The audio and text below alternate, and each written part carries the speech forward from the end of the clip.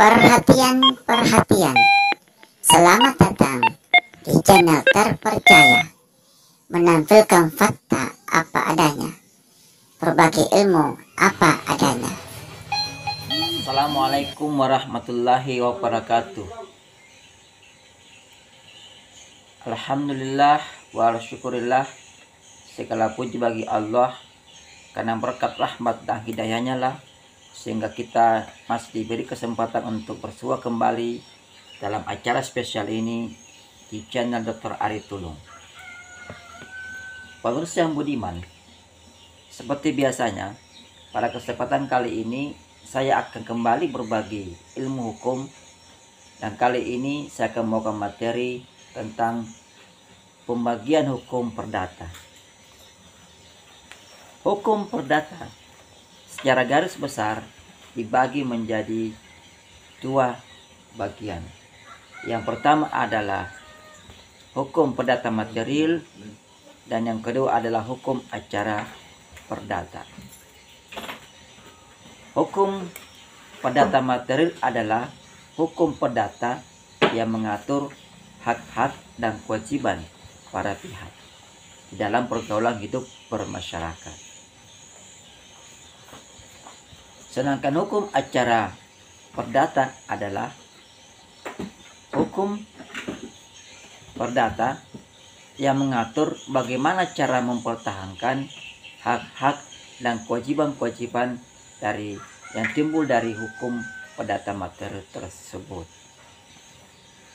Pemirsa yang budiman, dua perangkat hukum ini merupakan perangkat hukum yang tidak bisa dipisahkan satu sama lainnya. Tapi keduanya merupakan hukum yang saling mengisi dan saling tergantung satu sama lain. Mengapa demikian? Karena hukum perdata material akan menjadi tulisan tanpa makna jika tidak diikuti oleh hukum acara perdata. Di dalam kehidupan sehari-hari, tidak selalu dan tidak selamanya hak dan kewajiban perdata seseorang itu dapat berlangsung secara biasa atau secara normal. Tetapi terkadang pula hak-hak yang timbul di dalam pergaulan hidup masyarakat dalam bidang keperdataan itu terkadang tidak dapat dinikmati karena lawan janjinya atau teman lawan janjinya atau pasangannya melakukan perjanjian belum tentu juga menjalankan kewajibannya sebagaimana telah ditentukan. Nah, hak dan kewajiban inilah yang diatur di dalam hukum perdata. Dan ketika ada pelanggaran terhadap hukum perdata material itu, dalam arti para pihak yang telah melakukan perjanjian salah satunya tidak mau menjalankan kewajibannya, maka jalan yang ditempuh oleh pihak lain yang merasa haknya dilanggar adalah dia menggunakan tata cara atau prosedur yang telah ditentukan di dalam hukum acara perdata. Inilah mengapa saya katakan bahwa hukum perdata material dan hukum acara perdata atau hukum perdata formil itu dua rangkaian yang tidak dapat dipisahkan, tetapi saling mengisi dan saling membantu. Jadi kehadiran hukum acara perdata di sini yang biasa pula kita sebut dengan hukum perdata formil itu untuk menegakkan atau mempertahankan isi dari hukum perdata material. Itu kehadirannya. Nah, tujuan lain kehadirannya adalah untuk mencegah handwriting.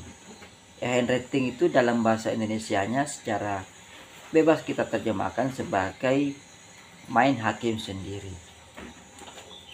Di dalam hukum kita, walaupun kita memiliki hak terhadap orang lain yang timbul dari perjanjian, kita tetap diberikan kesempatan untuk mengambil hak tersebut, tapi bukan dengan cara memaksa, bukan dengan cara menggunakan kekuatan sendiri, tapi dengan cara menggunakan bantuan negara.